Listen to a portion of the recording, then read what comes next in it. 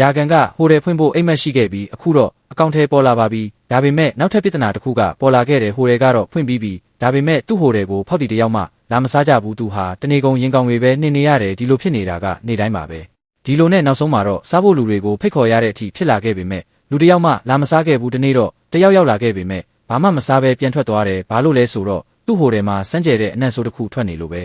ရာကန်ကကြက်တေတာဖြစ်မယ်လို့ထင်ပြီးဟိုကြည့်ဒီကြည့်လုံနေခဲ့တယ်ဒါပေမဲ့ဆိုင်နောက်ဘက်ကိုတွားကြည့်တဲ့အခါမှာတော့သူ့ရင်တွေကကွဲကြေသွားခဲ့ရတယ်အဲ့ဒီမှာအမိုက်တွေအပုံလိုက်ပုံနေခဲ့တာဒါကြောင့်ပဲသူ့ဟိုတယ်ကိုဘယ်သူမှလာမစားကြတာဖြစ်နိုင်တယ်သူဟာမနောက်နေရဲ့မြို့တော်စီပင်ကလူတွေကိုခေါ်ပြီးရှင်းလင်းခိုင်းတယ်ဒါပေမဲ့သူတို့တွေကမလာကြဘူးဒါနဲ့ရာကန်ကသူကိုယ်တိုင်ပဲဒီအမိုက်တွေကိုရှင်းမယ်လို့ဆုံးဖြတ်လိုက်တယ်သူဟာတနေကုန်အနံ့ဆိုးနဲ့ချွေးတွေနဲ့အမိုက်အားလုံးကိုရှင်းလင်းခဲ့တယ်အခုတော့အရာရာအဆင်ပြေသွားပြီလို့သူထင်ခဲ့တယ်ဒါပေမဲ့အဲ့ဒီအချိန်မှာပဲလူတစ်ယောက်အမိုက်ကိုယူပြီးအိမ်ထဲကထွက်လာတာကိုသူတွေ့လိုက်ရပြီးအရင်နေရာမှာပဲပြန်ပစ်သွားတယ်ရာကန်ဟာအမိုက်တွေကိုခဏခဏရှင်းရင်းနဲ့စိတ်ပင်ပန်းနေခဲ့ရတယ်ဒီဘက်မှာတော့ဟိုတယ်မဖြစ်မြောက်တဲ့အတွက်ရာကန်ရဲ့ဒုက္ခတွေကပိုပြီးများလာခဲ့တယ်ဟိုဘက်မှာတော့အမိုက်တွေကိုမြင်ရတဲ့အတွက်ပိုလို့တောင်ဆိတ်ရှုပ်နေခဲ့ရတယ်